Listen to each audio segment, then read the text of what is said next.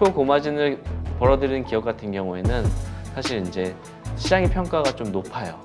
그만큼 대체 불가능한 어떤 아이템을 만들어내는 회사들은 사실은 그 회사의 미래를 좀 의심하기 좀 어렵다. 어떤 기업 투자에 있어서 보물창고와 같은 것은 사업 보고서다.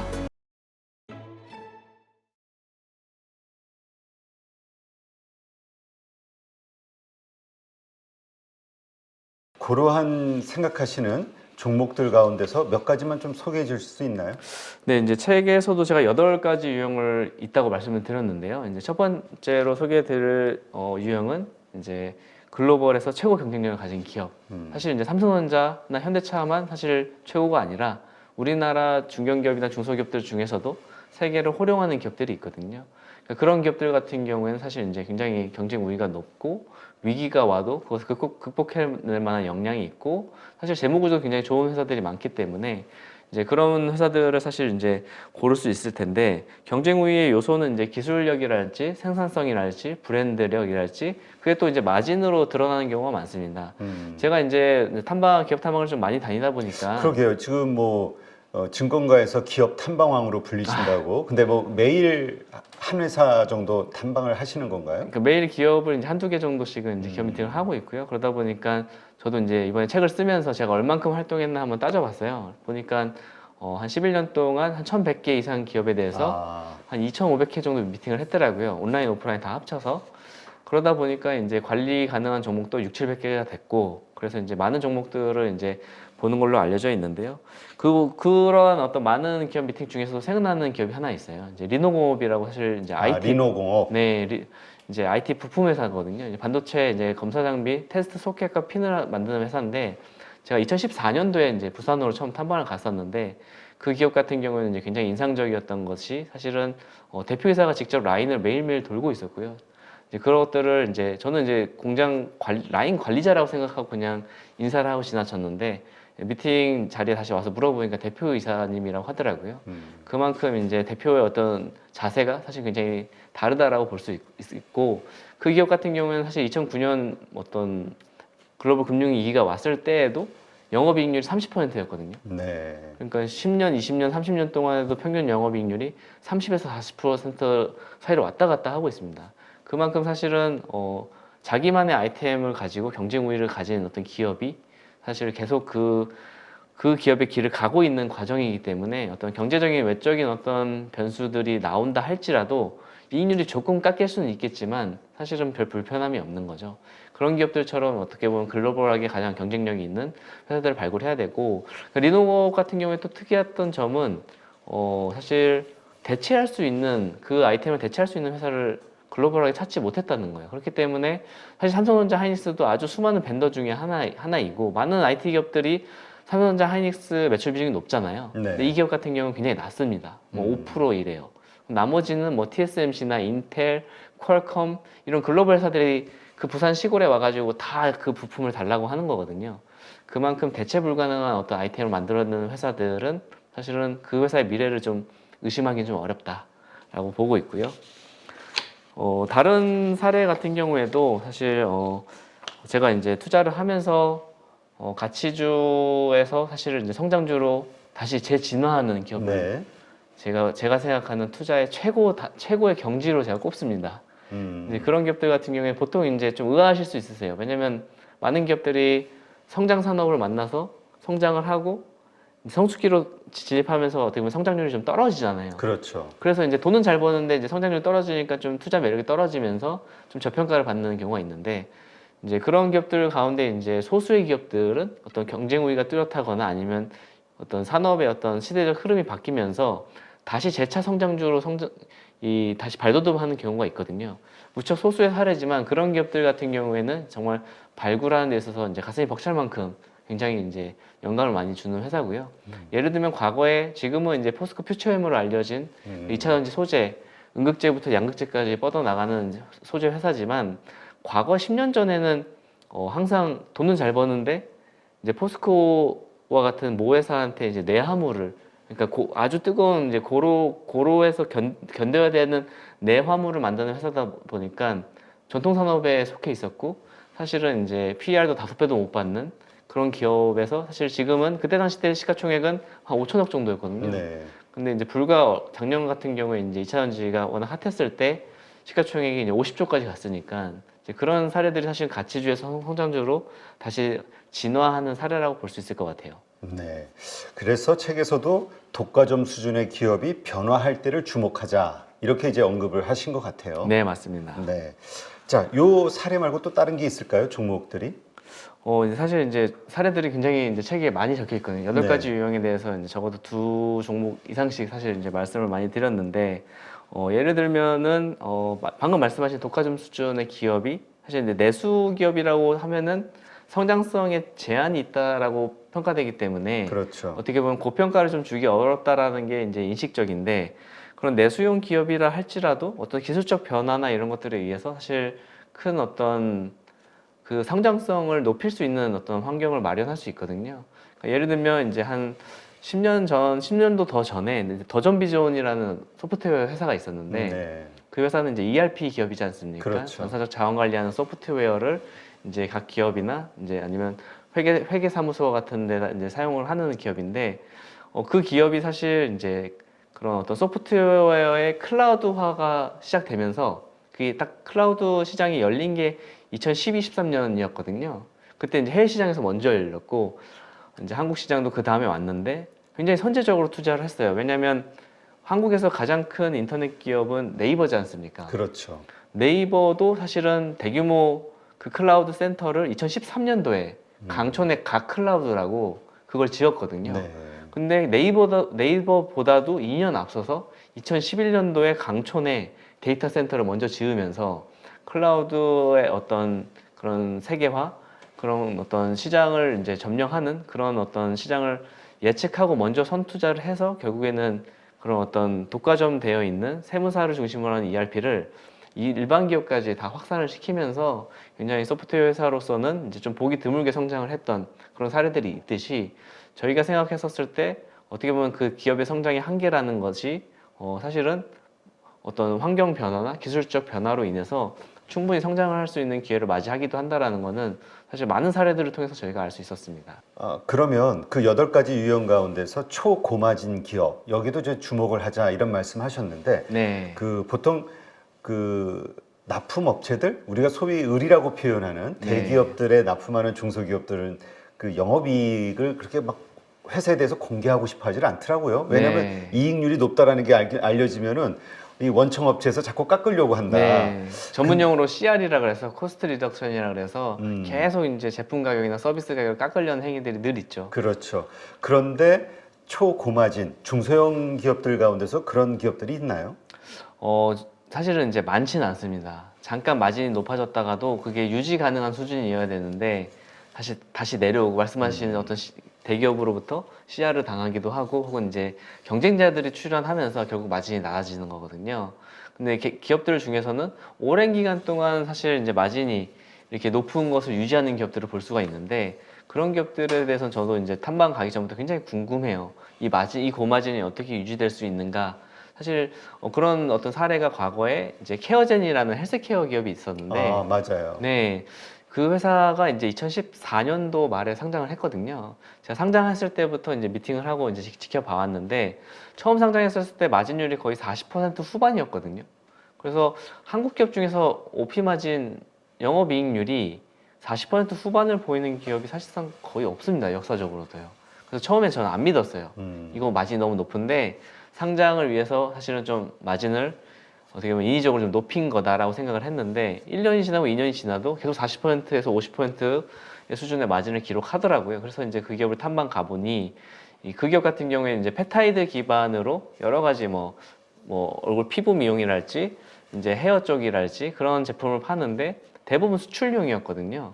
그래서 이 기업들은 어떻게 보면 이 기업은 국내용으로 국내 어떤 대기업에 납품을 해서 기회를 얻는 것이 아니라 자기의 어떤 기술력으로 넓은 시장에서 플레이를 하는 그런 강소기업이구나 라는 생각을 했었고요. 그래서 지금까지도 오면서 그 마진율이 이제 10년 이상 지나지 않았습니까? 그 기간 동안에도 여전히 거의 50%에 가까운 OP 마진율을 보여주고 있어서 상장 회사 중에서는 거의 이제 탑이라고 볼 수 있습니다. 그런 초고마진을 벌어들이는 기업 같은 경우에는 사실 이제 시장의 평가가 좀 높아요. 그 밸류에이션도 높고 한데 그런 기업들이 성장률이 높아지거나 아니면 낙폭과대로서 밸류에이션이 좀 접근 가능할 때 사실 접근하는 것이 가장 좋은 방법이라고 생각합니다. 네.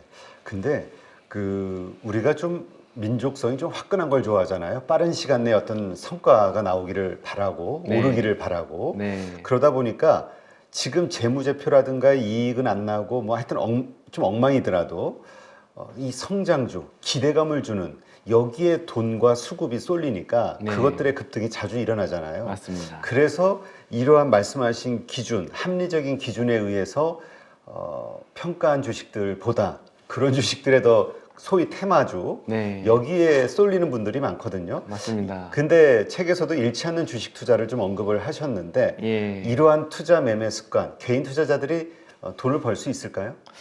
사실은 이제 테마주가 굉장히 발달한 한국 시장이고 이제 한 가지 좀 아쉬운 거는 어떻게 보면 한국 주식 시장이 테마주와 성장주를 조금 구분하지 못할 때가 많다라는 생각이 듭니다. 성장주는 그만큼 높은 가치를 부여받을 자격이 되지만 테마주 같은 경우에는 그만큼 펀더멘털이나 실체가 없는 경우를 말하는 거거든요. 그렇다 보니까 이제 기업을 고를 때 테마주에 투자를 하더라도 일시적으로는 돈을 번 것 같지만 결과적으로 보면 돈을 좀 잃기 쉽기 때문에 결국에는 이제 잃지 않는 투자를 저는 늘 강조하고 있는데 사실 그 잃지 않는 투자도 쉬운 게 아닙니다. 한국에서 결국에는 코리아 디스카운트라는 어떤 주주 환원이 안 된다라는 그런 악조건 속에서 사실 그런 투자를 했어야 됐기 때문에 좀 곤란할 때가 많은데요. 하지만 뭐 서두에도 말씀드렸다시피 이 코리아 디스카운트 코디가 해소되는 것들은 주주 환원으로서 나타날 수 있고 그 주주 환원이 사실 지금 이제 본격화되고 있는 시점이기 때문에 앞으로는 테마주에 너무 집중하지 않더라도 분명히 이제 기업의 가치와 주주들의 가치가 괴리가 좁혀지는 그런 어떤 주시장이 될 것이라고 보고 있어서 좀 더 펀더멘탈한 투자에 대해서도 실적과 밸류에이션을 좀 생각해주는 투자도 충분히 앞으로는 좀 더 워킹할 가능성이 높다라고 보고 있습니다. 네. 자, 이제 이러한 기준으로 뭐 우리가 종목들을 잘 선택을 했다 해도 결국은 언제 사느냐, 그리고 언제 파느냐가 중요하잖아요. 그거에 네. 의해서 수익률이 결정이 되는 거니까. 매수하는 그 기준, 네. 그 다음에 매도하는 기준, 어떻게 잡으셨는지 그것도 좀 궁금하네요. 사실 이제 투자라는 것은 이제 매매도 포함해서 사실 투자자의 기질에 따라서 굉장히 달라진다고 생각해요. 이게 어떤 사람들은 조금 기다려줄 수 있는 투자도 할 수 있는 반면에 어떤 투자들은 조금은 이제 단기적으로 모멘텀적으로 접근하는 것들이 더 이제 몸에 맞는 투자가 있습니다. 그것은 어떤 일률적인 거라기보다는 자신의 투자 기질을 먼저 알아야 되는 건데요. 저 같은 경우에는 사실 이제 그리드 앤 피어 전략을 주로 사용하고 있어요. 즉 이제 시장에서는 좀 공포 구간, 선뜻 손이 안 나가는 그런 구간에서 주로 사고 이제 시장에서 소외되어 있었을 때 그런 구간에서 사고 이제 많은 사람들이 좋아해 줬을 때는 이제 전 떠나는 스타일을 하고 있거든요. 그것은 제 기질에 맞기 때문입니다. 그런 투자 방식이 옳다 뭐 이렇게 말씀드리는 게 아니라 그거는 이제 기다려서 투자를 할 수 있는 제 기질에 잘 맞기 때문이기 때문에 그런 것들을 사실 투자자 스스로가 주식 투자를 하다 보면 어느 순간 깨닫게 됩니다. 그런 어떤 기질을 잘 살려서 투자를 해야 되고 저 같은 경우에는 이제 특히 뭐 매수도 마찬가지입니다만 매도할 때는 조금 이제 그런 생각을 했어요. 오랜 기간 동안 투자를 하다 보니까 이 기업은 참 더 좋았는데 너무 일찍 팔았다라는 생각이 들 때가 있었거든요. 이제 그런 것들을 좀 방지하기 위해서 세 가지 요소를 사실 이제 생각을 합니다. 밸류에이션, 모멘텀, 과열 수준. 이 세 가지 중에서 두 가지 조건을 만족시키거나 아니면 세 가지 조건을 만족시킬 때 사실은 이제 주식을 매도하기 시작하는 거예요. 그러니까 밸류에이션 같은 경우에는 이제 뭐 업종 평균의 밸류에이션일 수도 있고 역사적으로 그 기업이 걸어왔던 어떤 밸류에이션일 수도 있는데 그 상단에 위치하거나 상단을 뚫었을 경우에 그리고 모멘텀 같은 경우에는 모든 기업들이 사실은 이제 모멘텀이 굉장히 중요한데 그런 부분들이 사실 시장에서 충분히 알려졌다라고 생각이 들면 이제 이 조건도 찼다라고 생각하는 거고 과열 수준 같은 경우에도 뭐 여러 가지 지표를 참고할 수 있습니다만 예를 들어서 뭐 신용잔고 같은 것도 개인들의 어떤 과열 수준을 저희가 알 수 있거든요. 그래서 이런 어떤 세 가지 조건, 밸류에이션, 모멘텀 그리고 과열 수준 이 세 가지 중에서 두 가지 이상 조건을 만족시킨다면 저는 약간 떠날 준비를 합니다. 그렇군요. 근데 참 고러한 어떤 그 무슨 지표라고 봐야 될까요?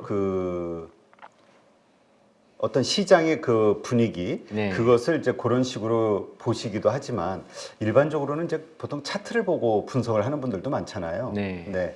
그래서 차트를 보고 그 올라가는 주식을 또 올라타서 그 우리 신고가 매매라든가 이런 네. 방식으로 하시는 분들. 네. 근데 그 얘기는 결국 사람들이 좋다 좋다 몰릴 때 사는 거잖아요. 네. 이 실력 있으신 분들은 뭐 빠른 손절이라든가 이런 걸 통해서 매매 전략을 잘 할 수 있는데 네. 그게 안 되는 분들이 대부분 보니까 좋다 좋다 할 때 사가지고 그 다음에 빠지면 하염없이 올라갈 때 기다리다가 마이너스 30% 40%된 분들이 참 허다하더라고요. 그렇죠. 결국에는 전문 용어로 하면 설거지 당했다. 뭐 이렇게 표현하기도 하는데요. 결국에 이제 그 기업을 사실 소외될 때 사든 아니면 다 같이 열광할 때 사든 결국에는 매매도 잘 되려면 그 기업을 잘 알고 투자해야 됩니다. 그 기업을 잘 알고 투자하지 않으면 수익이 났던 구간에서도 팔아야 되는데 그걸 모르고 가지고 있을 가능성이 높고요. 왜냐하면 주가는 오르면 보통 투자들은 기분이 취하기 마련이거든요. 그렇죠. 그렇기 때문에 그것을 내가 취했는가 안 취했는가 냉정하게 봤었을 때 이 기업에 대해서 저평가가 이제 해소가 됐는가 아니면 모멘텀이 충분히 반영됐는가를 알려면 결국 그 기업을 잘 알고 투자해야 되기 때문에 그러한 부분에서는 사실 왕도는 없는 것 같습니다. 그래서 뭐 잘하시는 분 중수 이상 뭐 고수분들은 알아서 잘하시는 거고 네. 우리 초보분들 개인 투자자들 이런 경우에는 어떨 때 주식을 사는 게 좋을 거라고 보세요? 저는 개인적으로 개인 투자하시는 분들 중에서 이제 좀 초보 투자자이시거나 경험치가 많지 않은 분들한테는 권고해 드리는 방법 한 가지가 있어요. 처음에 투자하실 때 이제 원금이 있을 거지 않습니까? 그렇죠. 그 원금이 너무 커서도 안 되고요. 또 이 투자가 어떻게 돼도 난 상관이 없다고 싶을 정도로 마음이 가벼워지게 작은 금액이어서도 안 된다고 생각해요. 예를 들면 그 금액이 누군가한테는 1,000만 원이 될 수도 있고 누군가는 한 5천만 원이 될 수도 있을 텐데 그 원금을 가지고 3년 동안 원금을 변동을 안 시키는 투자를 저는 권합니다. 네. 그러니까 왜냐하면 많은 분들이 투자를 함에 있어서 1,000만 원 투자했는데 50% 수익이 났으면 500만 원 번 거잖아요. 근데 상상을 합니다. 내가 5천만 원 넣었더라면 2,500을 벌었을 텐데 라는 처음에 생각하지도 않았던 시나리오를 생각하다 보니까 다음 투자 때는 또 투자 금액이 높아지거든요. 반면에 1,000만 원 투자했는데 너무 고점에서 잡아가지고 마이너스 50%가 되면 500만 원이 되지 않습니까? 그 상황에서는 이제 누구나 본전 심리가 강하거든요. 모든 투자자들은. 그렇죠. 본전이 되지 않으면 이 좀 뭐랄까요? 견딜 수 없는 그런 어떤 마음이 들기 때문에 그런 본전 심리를 위해서 또 추가로 이제 불입을 합니다. 500만 원만 더 불입을 하더라도 거기서 50%만 내면 원금이 회복되니까요. 근데 그렇지 않으면은 반토막 났다가 원금이 되려면 100% 수익을 내야 되거든요. 그런 어떤 본전 심리에 의해서도 투자 원금이 이제 다시 또 커지기 때문에 결국 초보 투자자들은 초기에 돈을 벌던 이제 돈을 잃든지 간에 투자 자금이 커지는 게 문제입니다. 투자 자금이 커져야 될 때는 언제 커져야 되냐면 그 투자자 본인의 어떤 실력과 경험치 이런 것들이 올라왔었을 때 투자금이 같이 커져야 되는데 일단은 그런 어떤 투자자의 어떤 초보적인 어떤 그런 마음적인 어떤 여유가 없다 보니까 생기는 그런 실수들이 결국 어떻게 보면 매매나 이런 것들을 더 그르치게 되는 결과를 가져오는 것 같아요. 네. 자, 그러기 위해서는 어쨌든 그 기업에 대해서 잘 알아야 된다, 공부를 해야 된다 이 말씀을 하셨는데 우리 개인 투자자들이 어떻게 공부를 해야 될까요? 기본적으로는 증권사에서 나오는 리포트와 공시 정도라고 생각이 되는데. 네. 일단 뭐 말씀하신 대로 가장 이제 좋은 거는 잘 요약되어 있는 증권사의 리포트가 이제 대표적일 거고요. 그리고 이제 무엇보다도 사실은 이제 저는 사실 어떤 기업 투자에 있어서 보물 창고와 같은 곳은 사업 보고서다라고 늘 회사가 분기 보고서, 뭐 반기 보고서 이런 식으로 내는. 맞습니다. 분기마다 내는 이 사업 보고서, 분기 보고서, 반기 보고서에는 그 기업의 어떤 과거 현황들이 다 나와 있거든요. 매출 구조랄지, 매출 원가율이랄지, 비용의 구성이랄지, 여러 가지 제품의 가격이랄지, 수량이랄지, 결국 이제 저희들이 기업 분석을 함에 있어서 어떻게 보면 초보 투자자들은 기업 분석을 굉장히 어려운 수준으로 생각하시는데 상식적인 어떤 상식적인 어떤 그런 기준을 갖다 대더라도 QPC 세 가지만 분석하면 되거든요. 수량, 가격, 비용. 그 관점에서 사실 기업을 분석하면 굉장히 좀 명료해지고 간단해집니다.